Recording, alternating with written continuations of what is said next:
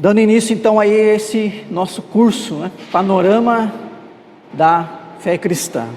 Então, a proposta do curso é a gente avançar, conforme aí nos slides, a gente avançar, passar por todas essas etapas. Aí você vê no slide, nós vamos fazer uma introdução aí, falando um pouquinho da Bíblia, das Escrituras, qual é a importância, como que ela é composta, como que ela é dividida. Então, essa primeira fase, ela é assim, introdutória geral à Escritura. Depois a gente vai entrar propriamente dito em acompanhar as Escrituras, começando pelo Antigo Testamento, os primeiros livros, passando e chegando no Novo Testamento, abordando ali sobre Jesus. Terminada a nossa análise ali do Novo Testamento, a ideia é a gente falar um pouquinho da história da igreja. Há muita coisa proveitosa da história da igreja, e a gente vai caminhar até a época da Reforma, dar uma ênfase ali na Reforma, falar de doutrinas, das principais doutrinas, e no final ali um pouco da história da IPB. Então, realmente é uma visão panorâmica da fé cristã.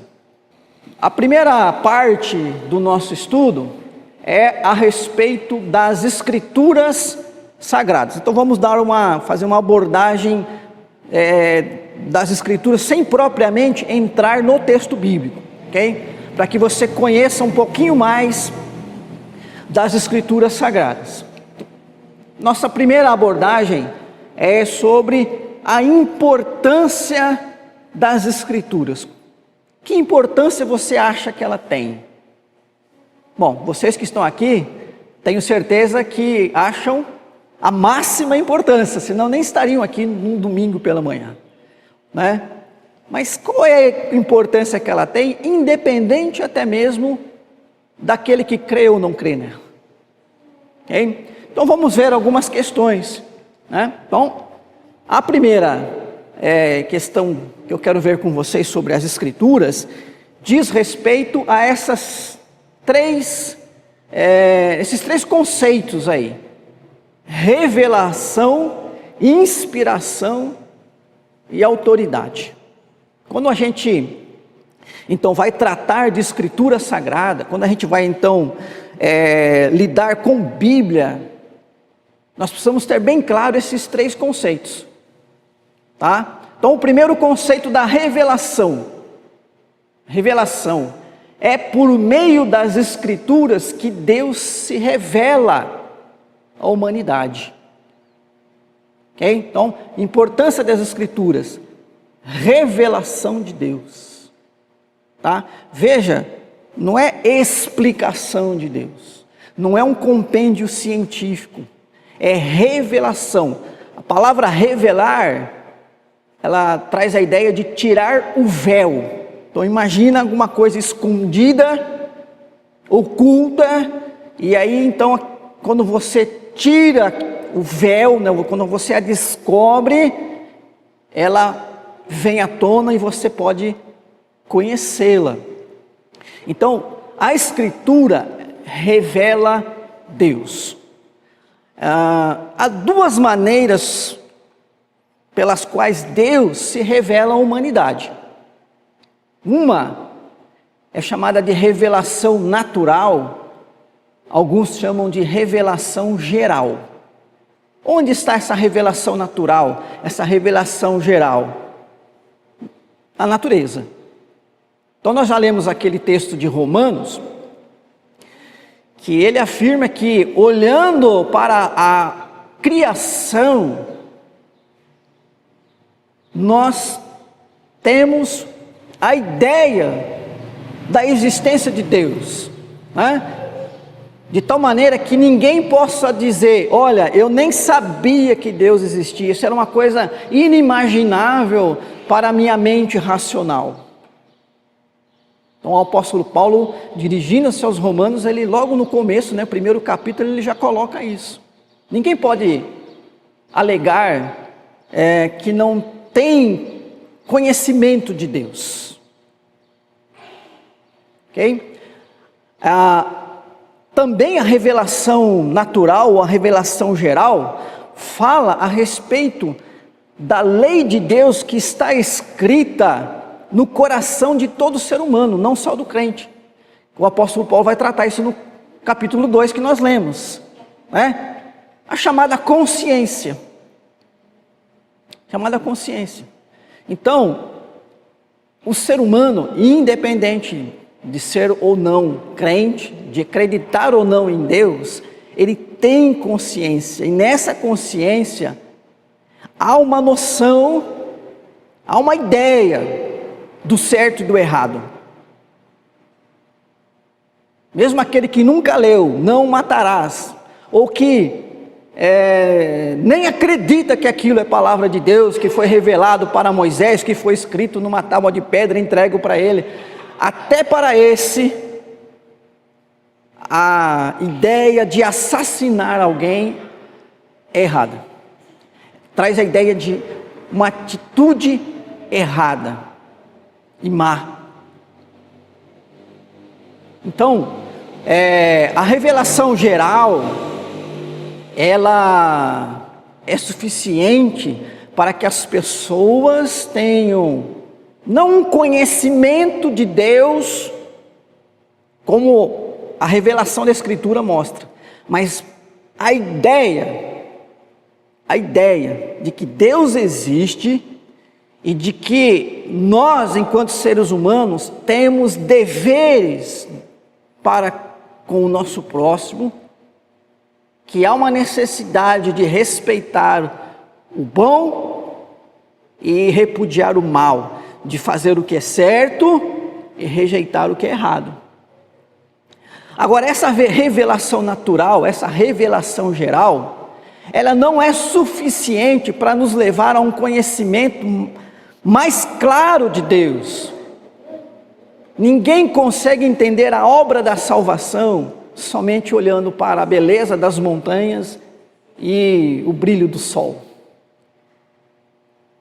Não é possível ao ser humano um estado de contrição, reconhecendo os seus pecados, se não houver algo divino atuando no seu coração, porque a nossa condição natural, ela está corrompida pelo pecado.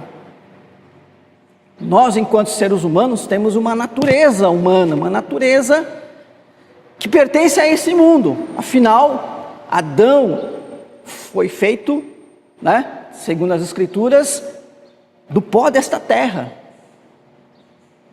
A palavra pó ou terra, a palavra homem, lá em Gênesis, lá no hebraico, são praticamente as mesmas, Uma tem, uma é uma palavra feminina, outra é uma palavra masculina, quer dizer, Adão e terra, mostrando que a nossa condição natural, nós não viemos de outro lugar, nós somos feitos daqui, tudo que tem no nosso corpo tem nesse mundo, mas Deus não nos criou corrompidos, Deus nos criou santos. Mas Adão e Eva, fazendo uso do livre-arbítrio, desobedeceram a Deus, e então a corrupção passou a todo ser humano. E hoje, especialmente a nossa vontade, a vontade humana, nessa natureza corrompida, ela é escrava da concupiscência. Ou seja, há um desejo constante e com o qual o ser humano não consegue se libertar sem a ajuda de Deus, para fazer o mal. E o entendimento humano também está obscurecido. E embora olhando para a beleza da natureza e ouvindo a sua consciência, ele tenha ideia de que o Criador existe, ele tenha esta compreensão de que o mundo foi feito por um ser todo-poderoso e de que há um dever nosso em relação a como devemos existir nesse mundo, não é suficiente para levá-lo ao entendimento do plano de Deus para a vida dele. O plano de salvação, o plano de uma vida que, de fato, cumpra o propósito humano de glorificar a Deus. Ninguém vive glorificando a Deus somente se encantando com as belezas dos pássaros. É preciso algo mais. Então esse conhecimento que nos leva a entender quem é Deus, né? E quem nós somos, e a nossa necessidade de Deus, ela é encontrada naquilo que é chamado então de revelação especial, que é o quê? A Escritura Sagrada. Então nós temos a revelação geral ou revelação natural, e nós temos a revelação especial, né? Que é a Escritura Sagrada. E é isso então, esse é o conceito de revelação que nós colocamos ali, porque é por meio das Escrituras que Deus se revela à humanidade. Se revela não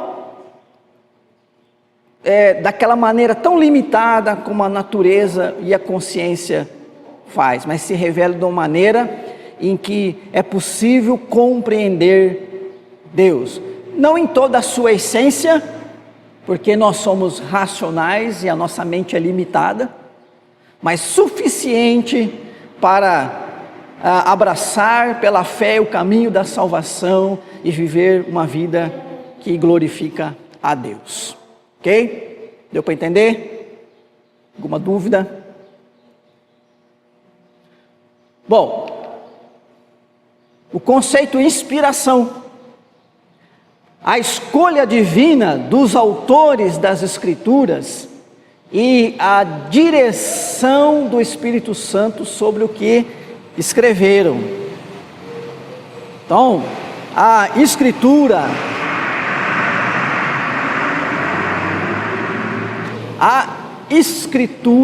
ou a Bíblia é a palavra de Deus. Paulo escreveu algumas cartas, Pedro também, Tiago também, Moisés, Davi escreveu vários cânticos, Salomão, Provérbios, ok? Mas o conceito da inspiração é aquele que diz que estes homens, essas pessoas, elas foram escolhidas por Deus e o Espírito Santo dirigiu aquilo que eles escreveram. Então não foi fruto da mera inteligência e nem dedicação. Nós temos muitos autores bíblicos que são piedosos, que são dedicados, que são zelosos, que têm propósito santo naquilo que escreveram. Nesses 2000 anos, quanta coisa não foi escrita, quanta coisa a gente não tem para ler, que nos edifica, mas nenhum destes escritos pode ser chamado palavra de Deus, porque falta o quê? O conceito de inspiração, o conceito de inspiração que a Bíblia tem. Então a Bíblia, ela é a palavra de Deus. A gente viu isso lá na leitura de 2 Timóteo, 3,16, toda a escritura é inspirada, e também Pedro dizendo que nenhuma profecia foi dada, senão também pela ação do Espírito Santo no nos profetas, né, nos que falaram. Então, isso significa a inspiração. Isso diferencia a Bíblia de outros livros e outros tratados, inclusive das confissões, né? Nós chamamos as confissões, os credos, de símbolos. Então, o primeiro, o mais antigo conhecido pelo menos, que a igreja, pelo menos assim, aceita, é o chamado credo apostólico, né? Creio em Deus Pai, Todo-Poderoso, Criador do céu e da terra. Creio em Jesus Cristo, seu único Filho, e assim vai, né? É um símbolo. A Igreja Presbiteriana do Brasil tem os seus símbolos também, né? As suas confissões, no caso, a Confissão de Fé de Westminster, e o Catecismo Maior e o Breve Catecismo. Símbolos são explicações. Os símbolos servem para elucidar a nossa compreensão das Escrituras.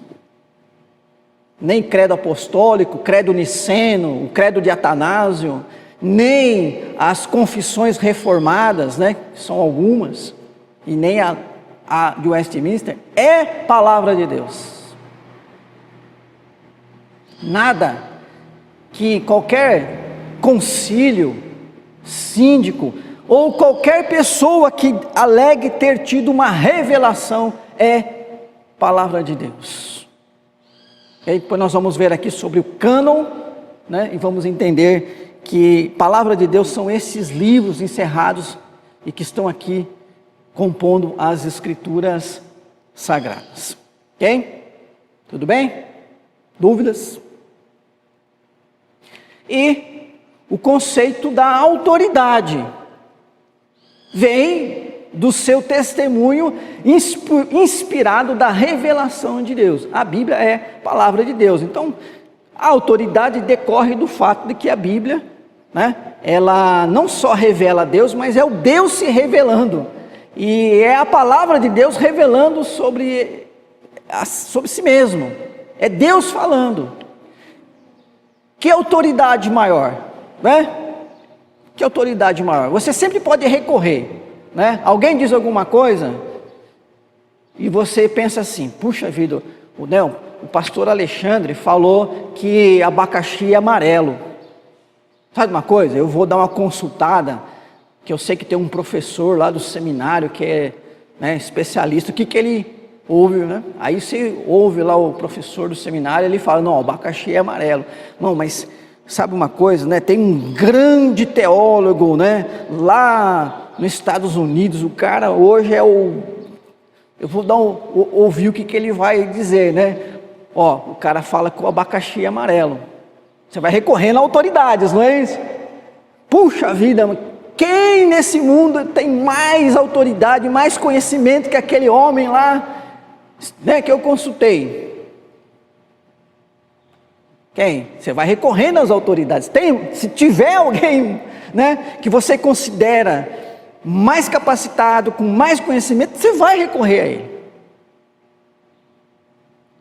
Agora, quando Deus diz, né, quando Deus diz que Cristo foi ressuscitado pelo seu poder, que autoridade maior é que você pode recorrer para dizer se isso é ou não verdadeiro? Não tem. Deus é a maior autoridade. E sabe por que Deus é a maior autoridade? Porque é uma autoridade inquestionável. Porque Deus não pode mentir. E tudo o que Ele diz é verdadeiro. Porque a essência de ser Deus é ser verdadeiro. Então, quando nós ouvimos a palavra de Deus,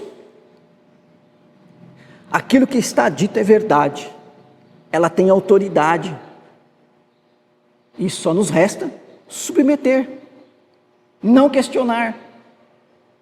Então nós podemos questionar as explicações humanas, com certeza, mas se a gente chegar ao seguinte entendimento: olha, esta afirmação é afirmação de Deus, isto é palavra de Deus, então eu não posso, não posso agir de maneira diferente. Que aliás foi a postura de Lutero. Lutero lançou as suas teses e claro que aquilo cutucou a ferida, mexeu num ponto frágil da Igreja Católica no seu tempo, questão das penitências, e ele escreveu as teses e ele convidou as pessoas, venham debater, vamos discutir isso, ele queria que as pessoas discutissem isso, e Lutero estava disposto a ir até o Papa. Ele queria, se preciso, eu vou aí falar com o Papa. Se ele me convencer do contrário, tudo bem. Mas fique claro uma coisa, eu não posso agir contra a minha consciência naquilo que ela crê que é palavra de Deus. Então, no que eu creio que é palavra de Deus, nem que o Papa fale, eu não aceito. Então, a gente sabe no que isso resultou, para a vida dele, e como Deus estava dirigindo todas as coisas, essa atitude de fé de Lutero, desencadeou então o chamado movimento protestante e movimento reformado. Ok? Então, nós já lemos ali, 2 Timóteo 3,16, 2 Pedro 1,21. Importância das Escrituras, ela nos dá o conhecimento de Deus. Não só a ideia de que há um Criador, a noção do certo e errado, ela nos dá conhecimento de Deus, do plano de Deus, de quem Deus é, de quem nós somos e do que nós precisamos de Deus e do entendimento que a nossa vida tem como propósito maior glorificar a Deus. A importância das Escrituras também diz respeito à fé. Somente aceitando o testemunho das Escrituras é que a fé se faz possível. Interessante, vamos lá em Romanos 10:17.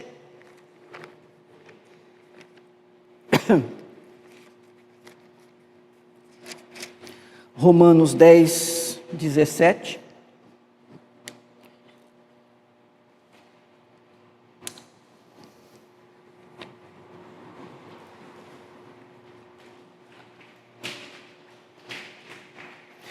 E assim, a fé vem pela pregação, e a pregação pela palavra de Cristo.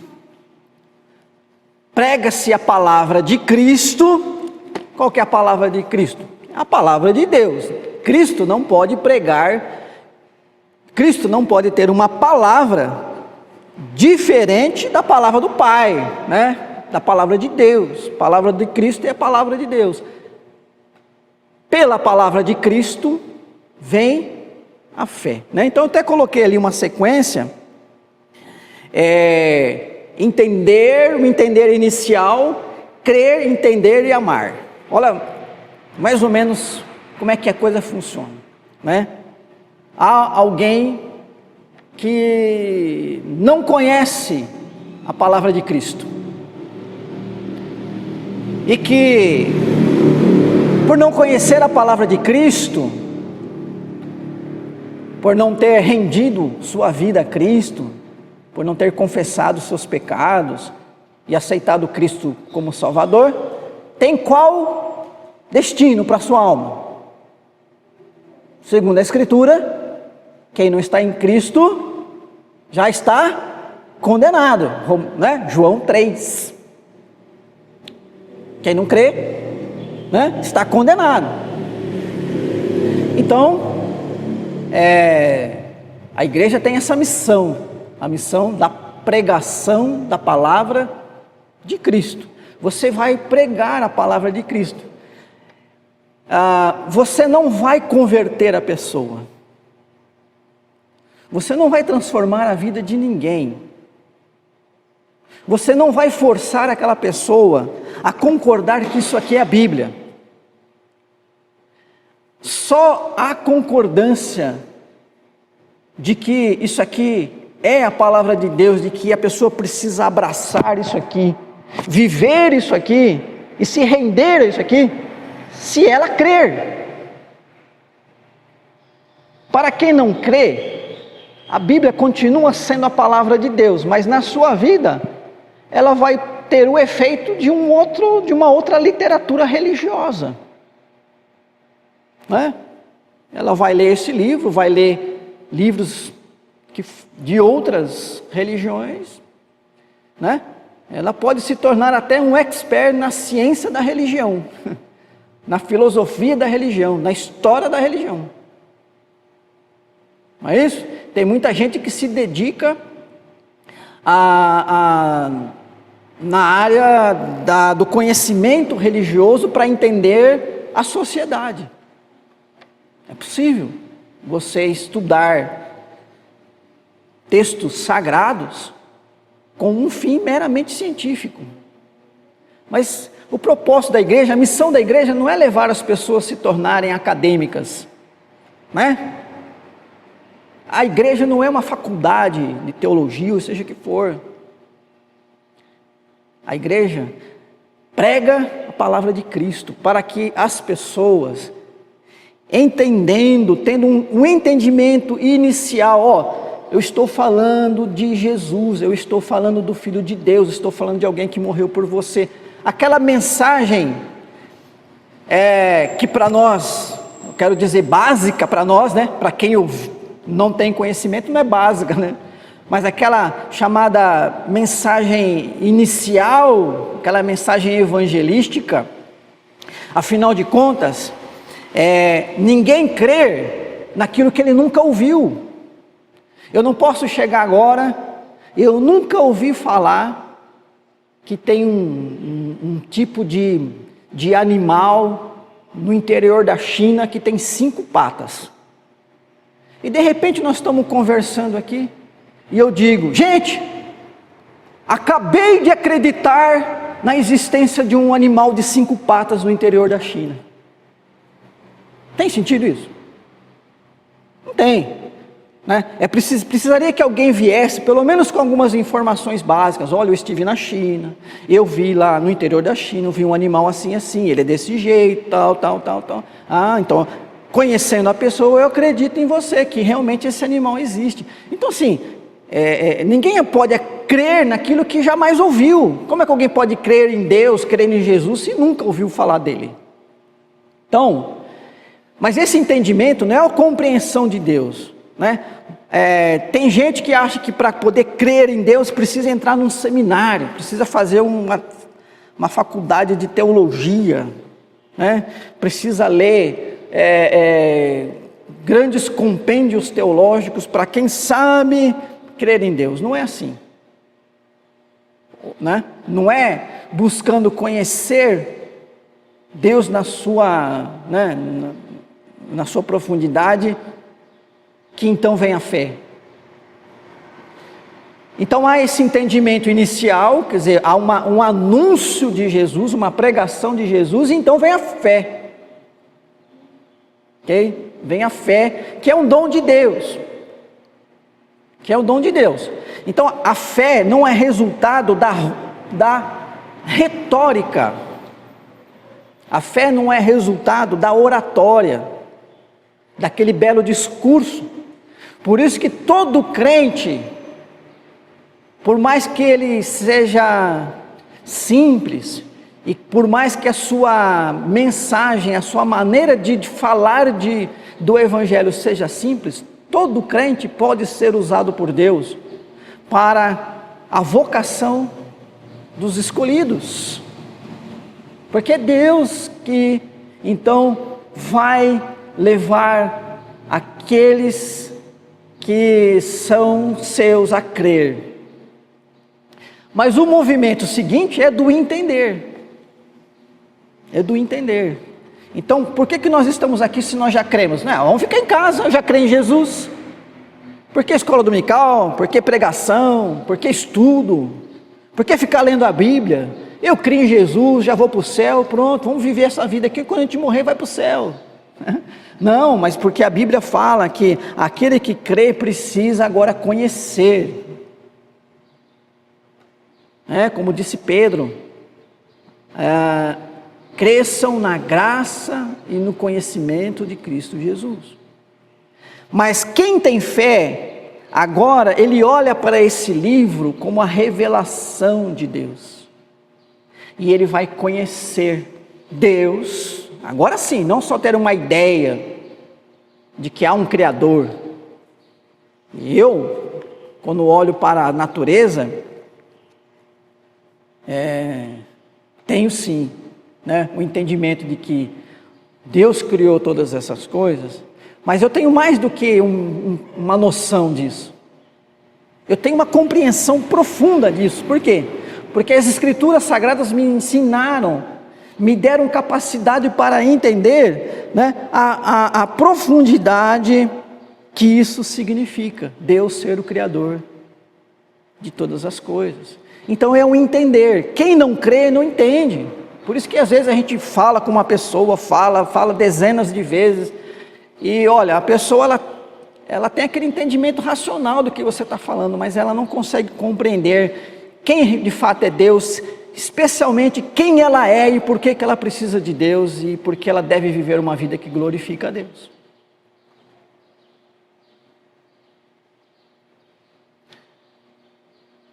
E no final dessa sequência está o amar. Sabe por quê? Biblicamente, o verdadeiro entendimento das Escrituras nos leva a amar. Amar no sentido ensinado por Jesus e desde o Antigo Testamento. Amar a Deus e amar ao próximo como a si mesmo. O entendimento fruto da fé, ele leva necessariamente ao amor. Por isso, João, na carta de João, ele fala assim: quem não ama, não conhece a Deus, porque Deus é amor. Sabe, muitas vezes, dentro da igreja, isso não é refletido com seriedade. Porque se não amamos, João está dizendo, João é palavra de Deus, não sou eu que estou dizendo. Quem não ama, não conhece a Deus, porque Deus é amor. Então, a fé leva ao conhecimento, leva ao entendimento, o entendimento leva ao amor. O amor manifesta a fé, Por isso Paulo vai dizer também aos Gálatas, a fé que se efetiva, se concretiza pelo amor, está lá em Gálatas capítulo 5. Então, veja então a importância das Escrituras. Ela revela a Deus, ela é Deus falando, não homens falando. Ela tem uma autoridade inquestionável acima de qualquer pessoa e qualquer governo, e é pela pregação dessa Escritura, dessa palavra, que é a palavra de Deus, é a palavra de Cristo, que alguém pode crer, e crendo, entender, e entender, amando. Muito bem, nós estamos com 40 minutos já de estudo, nós vamos parar por aqui, ok? Continuar na próxima semana. Sobre isso que eu falei por último, alguma dúvida? Pergunta? Tá? Então, próxima semana a gente continua, nós vamos falar, essa Bíblia é uma palavra permanente e acessível, e qual é a mensagem central da Bíblia. E aí já passar para um segundo tópico, que é a constituição das Escrituras Sagradas.